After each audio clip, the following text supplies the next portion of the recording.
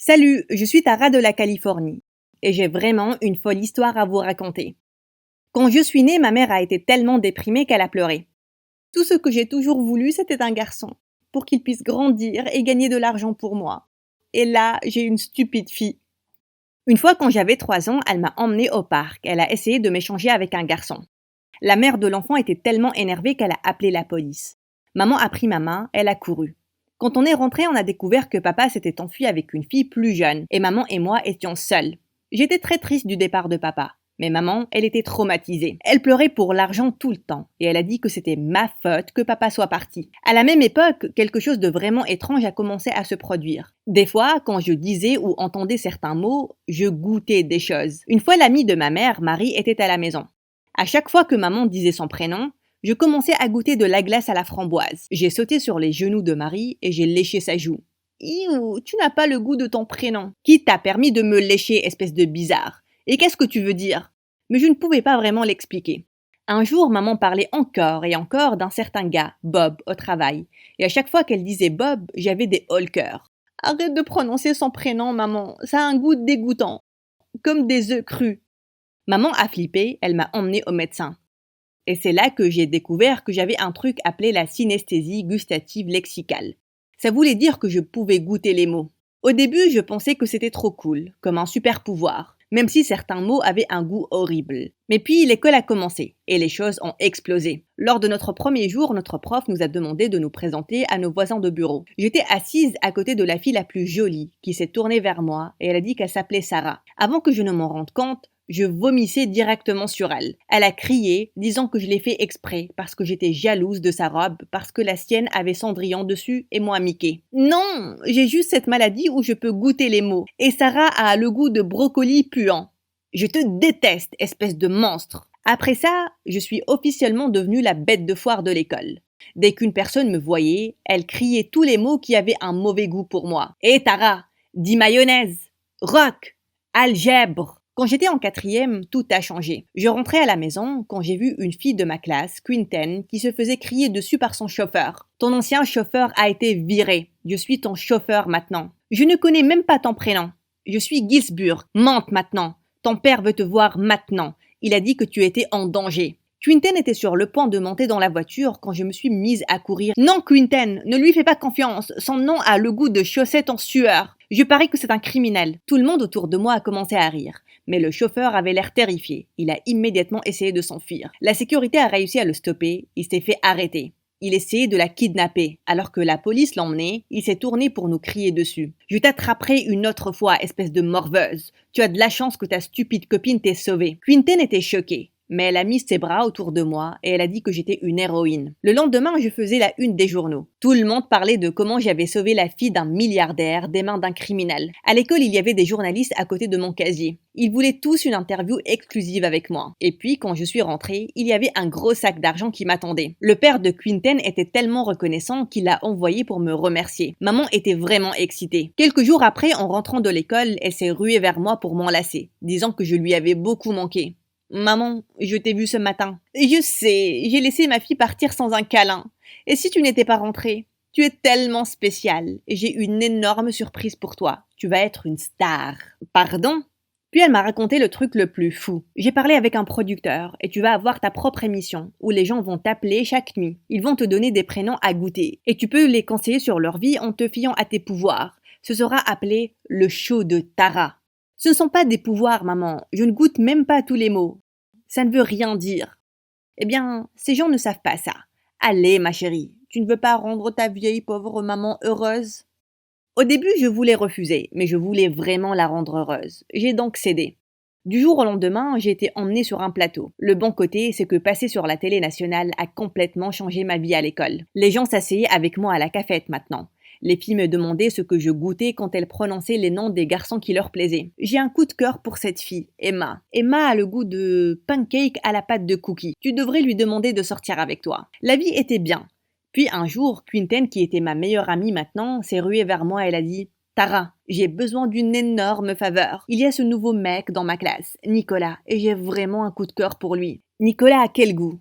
J'ai eu des hauts le cœur. Iou, c'est comme le café noir. Je dirais, reste loin de lui. Elle avait l'air dévastée. mais elle a dit qu'elle avait confiance en mes pouvoirs et elle a laissé tomber l'affaire. Un jour, durant les cours de gym, un athlète populaire qui me harcelait avant n'a pas arrêté de me demander de sortir avec lui parce que moi aussi j'étais populaire maintenant. C'est là qu'un ballon a volé et l'a frappé à la tête. J'ai essayé de voir qui a jeté le ballon, mais mon sauveur partait déjà. J'ai couru derrière lui. Et attends, le garçon s'est tourné et pendant une seconde, j'ai perdu la langue et j'ai demandé comment tu t'appelles? Pourquoi? Pour que tu puisses le goûter et me juger? Dis juste merci. Merci de m'avoir aidé, mais il s'était déjà tourné. Il est parti. Il ne voulait même pas me regarder. Une fois, j'ai fait semblant de m'offrir des fleurs devant lui pour qu'il soit jaloux. Mais il m'a adressé un long regard noir et il est parti. Mais une autre chose me dérangeait énormément. Maman était carrément sur mon dos. Elle ne parlait que de l'émission et de l'argent. Elle a même commencé à me faire rater les cours pour répéter ma magie. Donc un jour, je suis sortie en douce de la maison pour étudier dans la bibliothèque. J'avais du mal avec les maths et quelqu'un a pris mon stylo de ma main et a résolu la question. C'était ce garçon. C'est là que j'ai eu une idée de génie. Je vais te payer pour être mon prof. Pendant un instant, il m'a regardé avec une expression intense. Je le ferai gratuitement. Après ça, il est parti, me laissant avec des petits papillons débiles dans le ventre.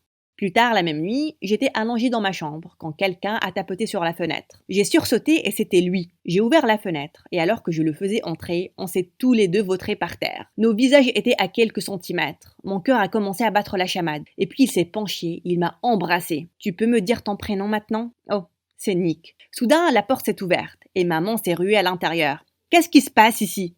Maman, il est juste ici pour m'aider avec les maths. C'est ça, oui. Je sais ce qu'il veut. Hors de question que je laisse quelqu'un nous voler notre argent. Ces hommes sont des croqueurs de diamants. Après ça, maman l'a virée de la maison. J'étais tellement énervée contre elle. Le lendemain, quand je suis allée en cours, Quinten est venue vers moi et m'a parlé de nouveau du mec qu'elle aimait bien. Je me sentais vraiment mal pour elle, mais c'est là que Nick s'est avancé vers moi et on s'est embrassés. Toutes les couleurs ont disparu du visage de Quinten. Elle m'a séparée de Nick et m'a emmenée dans un coin. Bon Dieu, bon sang, Tara! Comment peux-tu me faire ça? Faire quoi? Embrasser Nicolas! Je n'arrive pas à croire que tu me trahis comme ça.